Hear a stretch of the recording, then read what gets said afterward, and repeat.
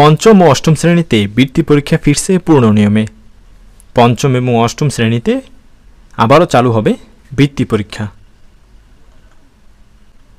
একসময় পঞ্চম শ্রেণীতে ও অষ্টম শ্রেণীতে বৃত্তি পরীক্ষা দিত শিক্ষার্থীরা।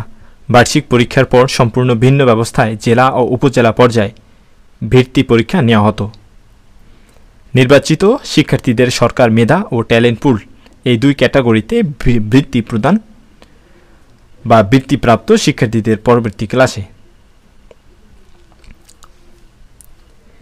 এক সময় পঞ্চম শ্রেণীতে ও অষ্টম শ্রেণীতে বৃত্তি পরীক্ষা দিত শিক্ষার্থীরা। এক সময় পঞ্চম শ্রেণীতে ও অষ্টম শ্রেণীতে বৃত্তি পরীক্ষা দিত শিক্ষার্থীরা। বার্ষিক পরীক্ষার পর সম্পূর্ণ ভিন্ন ব্যবস্থায় জেলা ও উপজেলা পর্যায়ে বৃত্তি পরীক্ষা নেওয়া হতো।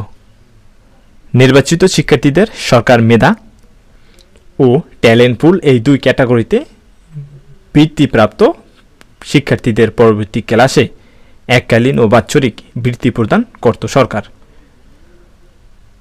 এরপর দফায় দফায় পরীক্ষা নেওয়ায় শিক্ষার্থীদের উপর মানসিক চাপ বাড়বে বলে 2009 সাল থেকে প্রাথমিক শিক্ষা সমাপনী পিএসসি ও 2010 সালে স্কুল সার্টিফিকেট জেএসসি পরীক্ষার চালুর পর পৃথকভাবে পরীক্ষা নিয়ে বৃত্তি দেওয়ায় পদ্ধতি বাতিল করা হয়।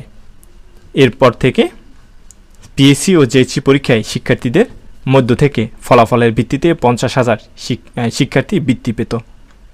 অবশেষে পুরনো পদ্ধতিতে ফিরছে সেই পঞ্চম শ্রেণীর বৃত্তি পরীক্ষা। এবারও ক্লাসের বাছাই করা ও আগ্রহী শিক্ষার্থীরা সুযোগ পাবে বৃত্তি পরীক্ষায় অংশ নেওয়ার।